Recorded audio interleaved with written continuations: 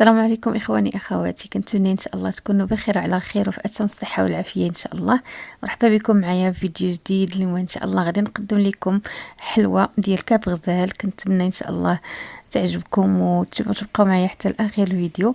كنتمنى الا عجبكم الفيديو ديروا لايك وتبارطاجيوه مع الناس اللي كتعرفوا، فضلا منكم وليس امرا. خليكم مع هذه الصور ان شاء الله وندوزو نشوفوا المقادير وطريقه التحضير.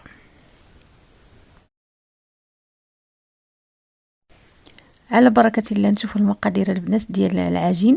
عندي 500 غرام ديال الدقيق الممتاز يكون نوع مزيان، عندي 2 بيضات، عندي 4 كاس ديال الكونفيتير او المربى الجاري ديال الحلويات، عندي نصف كاس ديال الزبده مذوبه وبارده، عندي ما زهر باش غادي نجمع العجين ديالي، وعندي قبصه ديال الملح. العباره البنات بكاس العنبه. المهم البنات غادي ندوزو دابا باش نعجنو العجين ديالنا. غادي ناخد دقيق، غادي ندير عليه قبصه ديال الملح. ضروري البنات قبصه الملح باش كتعطيكم التوازن في العجين ديالكم. غادي نضيف عليه نصف كاس ديال الزبده تكون مذوبه وبارده، وغادي نضيف ربع كاس ديال المربى هذاك الجاري اللي ما فيهش قطع، مربى خاص بالحلويات. وغادي نبسبس العجين الدقيق ديالي بهذيك الزبده اللي درت فيه. نبسبس يعني البنات ندخل فيه الزبده حتى كيتلبس كله بالزبده. هكذا كتجينا العجينه ديالنا رطبه وهكا هشيشه. غادي نستمر البنات حتى غادي ندخل الزبده في الخليط ديالي، وغادي ندوزو للمرحله الاخرى باش نكملوا العجين ديالنا.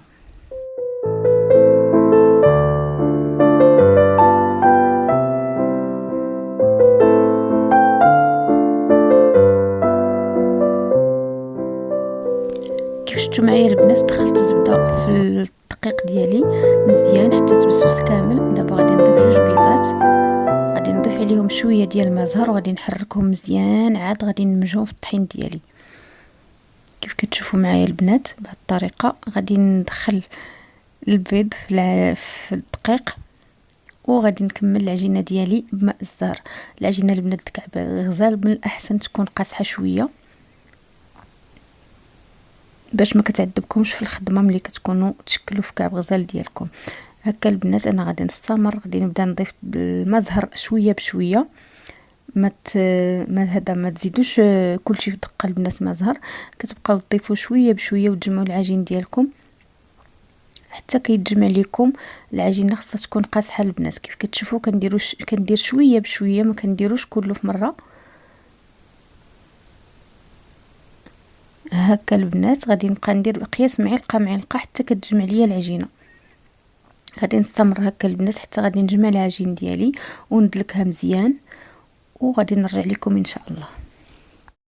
كما شفتوا معايا البنات دلكت العجين ديالي ودرتو في البلاستيك الغذائي وغادي نخليه ليله كامله في الثلاجه.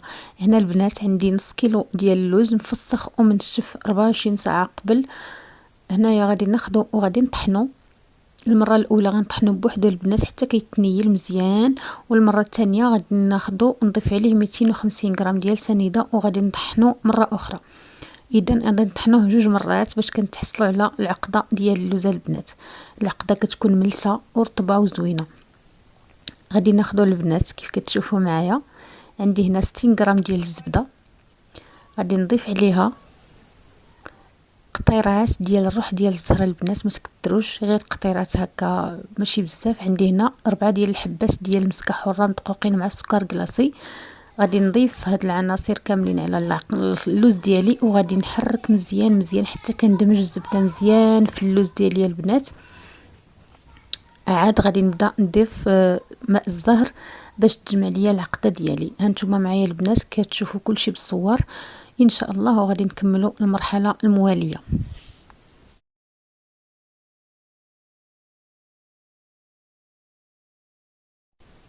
كما كتشوفوا معايا البنات كنبدا نضيف ماء الزهر شويه بشويه، ما تزعموش عليها البنات. الا جرات لكم العقده ديال اللوز غادي تضطروا تزيدوا بودره ديال اللوز. اللهم تبقاو ديروا غير شويه بشويه حتى كتجمع لكم العقده غير بشويه في القياس المناسب ديالها. باش كتعرفوها البنات هي هذيك. كتاخذوا الكره ديال العقده د اللوز كتحربلوها على شكل حربول وكتلويو هذاك الحربول ما كيتهرسش معكم، كيبقى هو هذاك. اولا الكره كتلويوها وما كتشققش معكم. المهم اللوز كيجي الحبه ديالو ملي كتكوروها كتجي ملسه بدون تشققات. هكا البنات غادي نستمر حتى غنحصل على العقده ديالي، وغادي نعاود نرجع لكم ان شاء الله باش نكورها ونوزنها ان شاء الله، وغادي نكمل المراحل المواليه.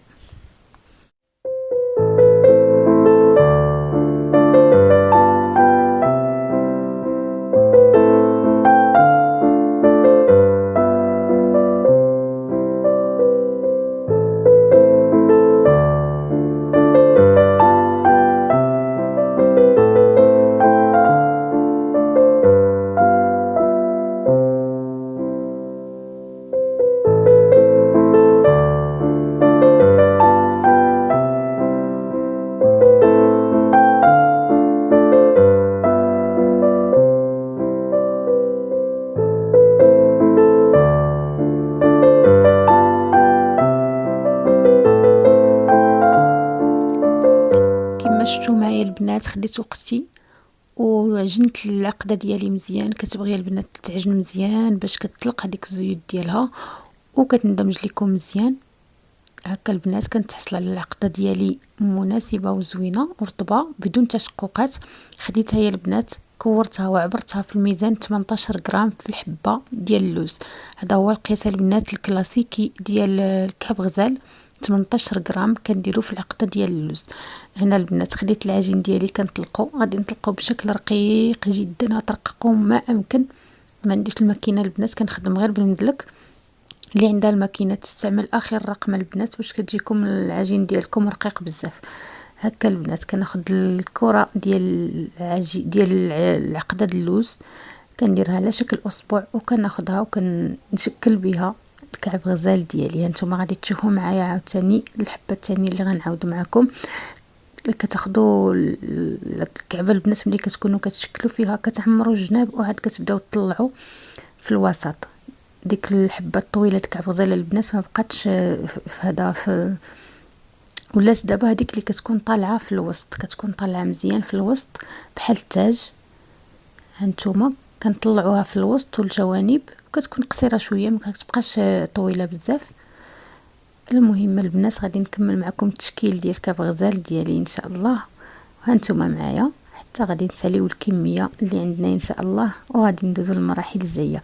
كيف كتشوفوا معايا البنات كنشد الحبه ديال العقده اللوز كنحطها في الوسط ديال العجين وكنلوي عليها الطرف الاخر من العجين وكنعمر الجوانب وكندير يدي من اللور ديال الكعبه وكنبقى نشكل فيها بهذا الشكل هذا. كنحاول نطلع في الوسط باش تجيني بحال التاج في الوسط، كتجيني عاليه شويه بهذا الشكل هذا البنات. كلشي البنات كيعرف يشكل، المغربيات ما نخافش عليهم اكيد كلشي كيعرف يدير الحلويات. تبارك الله عليكم. كنتمنى ان شاء الله الفيديو ديالي ينال اعجابكم. غير كنبغي نشارك معكم البنات شنو كندير وصافي، لا لشيء فقط اللي باش نشارك معكم وصافي. اما راه كلشي ولا كيعرف كلشي ولا المهم كلشي عارف دابا يدير الحلوى ويدير كلشي. المهم البنات غادي نستمر. انا كنصايب الكعب غزال ديالي وكنشرب اتاي. كعب غزال البنات حضرته في الليل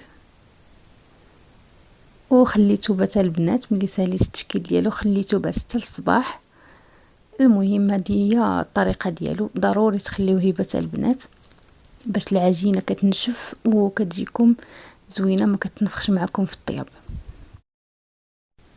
غادي نكمل البنات التشكيل ديال الكعب غزال ديالي ان شاء الله وغادي نخليه ينشف حتى الصباح. ضروري تخليوه ينشف البنات. الحلويات ديال اللوز البنات ضروري كيبغيو ينشفوا. انا غادي نبيتو ان شاء الله حتى الصباح وغادي نكملوا المراحل الجايه. خليكم معايا ان شاء الله حتى لاخر الفيديو. وشكرا لكم بزاف على سعه الصدر ديالكم وشكرا لكم على الدعم ديالكم ومشاهده الفيديو. شكرا. للاشاره البنات هاد الكميه ديال اللوز اللي درت عطاتني 46 حبه ديال الكعبه من وزن 18 غرام في الحبه. هكا البنات باش تكونوا في الصوره وتكونوا عارفين شحال ديال الكميه غادي تخرج لكم.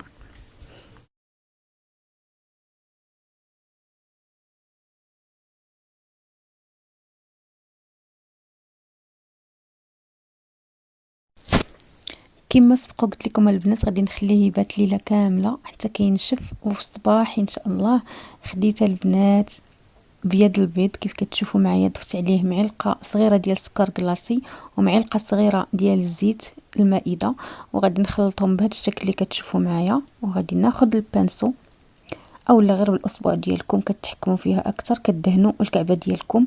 ما تكثروش البنات، دهنه خفيفه فقط باش البياض ديال البيض ما يهبطش لكم لتحت وكيعطيكم واحد القشره ما زويناش في الكعب غزال. كدهنوا بهذا الشكل هذا بصبعكم، غادي ديروا صبعكم في هذاك بياض البيض وغادي تدهنوا به دهنه خفيفه فقط. ما تكثروش البنات غير باش كيعطيه هذا الخليط، كيعطيه هذيك اللمعه للكعب غزال ديالنا. كناخذ البنات ابره كنتقب الكعب غزال ديالي بهذا الشكل هذا. غادي نكمل هذه المرحله كامله، غادي ندهن الكعب غزال ديالي كامل بهذه الطريقه، دهنه خفيفه كي قلت لكم. وغادي نتقبوا كامل البنات، وغادي ندوز باش نطيبوا ان شاء الله وتشوفوه معايا ان شاء الله. خليكم معايا. كنتمنى البنات اللي باقا ما مشتركاش في قناتي تشترك فضلا منكم وليس امرا، وتبارطاجيو الفيديو مع الناس اللي كتعرفوا، وشكرا لكم. هانتوما معايا البنات، غادي نكمل هذه المرحله ان شاء الله وندوزو للمرحله المواليه. واحد المعلومه مهمه البنات بغيت نقولها لكم قبل ما ننساها. الكعب غزاله البنات كتدخلوه للفران وهو بارد، ما كتشعلوش العافيه عليه البنات حتى كتدخلوه للفران. ممنوع البنات تدخلوا الكعب غزال للفران وهو سخون نهائيا، دخلوه للفران وهو بارد. وكتسناو عليه من 15 دقيقه حتى 20 دقيقه على حسب الفرن ديالكم. وصافي البنات كنقدموه بهذا الشكل هذا. كيجي مذهب البنات، كتجي العجينه هشيشه ومذهبه وزوينه، والعقده كتبقى معلكه وزوينه بزاف البنات، ما كتنشفش. هانتوما غادي تشوفوا الشكل ديالو معايا، كيجي البنات زوين بزاف لذيذ ومعلك من الداخل. كنتمنى ان شاء الله تجربوه ويعجبكم وتشاركوا الفيديو مع الناس اللي كتعرفوا. وشكرا لكم بزاف على الدعم ديالكم وعلى المتابعه ديالكم. خليت لكم الراحه، عيدكم مبارك سعيد مسبقا، وشكرا لكم بزاف على الدعم ديالكم. الى اللقاء.